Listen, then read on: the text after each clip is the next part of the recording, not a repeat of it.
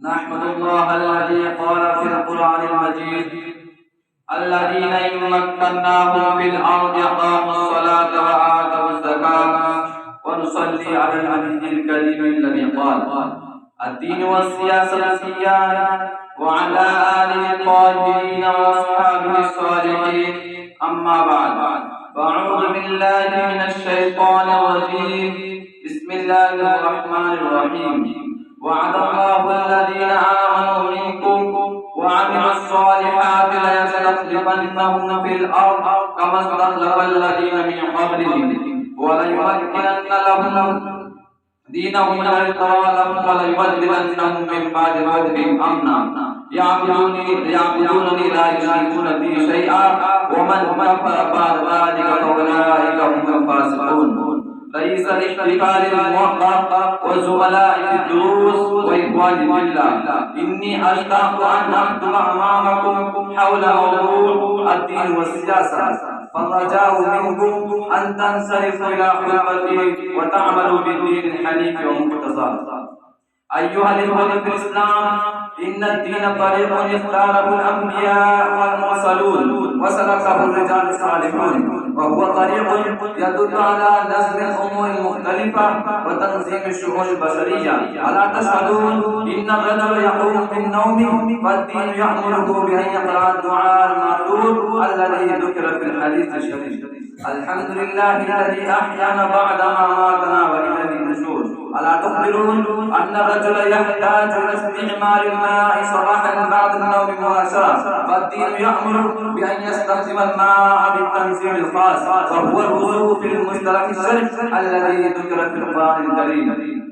يا أيها الذين آمنوا إذا قمتم إلى الصلاة فاغسلوا وجوهكم وأيديكم إلى المرافق وامسحوا برؤوسكم وأرجلكم إلى الكعبين. هكذا نسق الدين الإسلامي الأمور كلها التي تتعلق بالإنسان. الآن نعلم أن الدين الإسلامي يحدد الأوقات الخاصة للصلوات المكتوبة. هذا التعيين يدل على مسألة تنظيم الأمور البشرية ونظم الشؤون الإنسانية. أنتم تعلمون أن الدين يأمر بالجمعة في أسبوع واحد، وبالعيدين في عام واحد، وبالصيام والزكاة في سنة واحدة. هذه الأمور كلها تدل على أن الدين يأمر بالنظم والتنسيق. فأصابت القول أن الدين الكامل نظم وتنزيل، والقرآن وحكمه نظم وتنزيل، والأحاديث نظم وتنزيل. ومن جهة أخرى أن السياسة تدل على معنى تدبير الأمور التي تتعلق بالإنسان والحيوان والنبات والأشجار والأزهار والأحجار التي خلقت للإنسان وأفراده. وعلم من هذا أن السياسة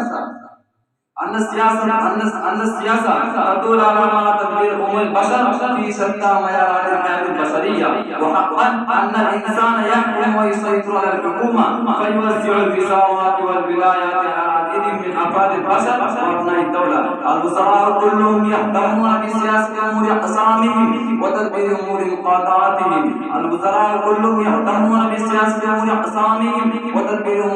أمور مقاطعاتهم.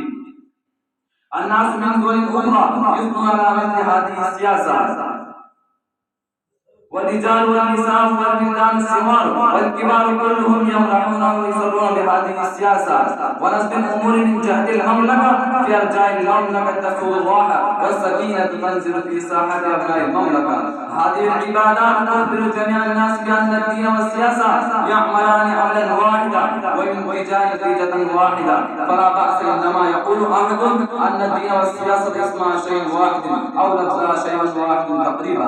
هذا هو الفهم الذي دل عليه حديث النبي المختار صلى الله عليه وسلم. الدين والسياسة سيان. فيا أيها المسلمون توجهوا إلى هذه الأمور، التفتوا إلى مثل هذه الأحاديث، لا تنصرفوا عن الدين وأحكامه، لا تبالوا بالأقوال التي تفرق بين الدين والسياسة.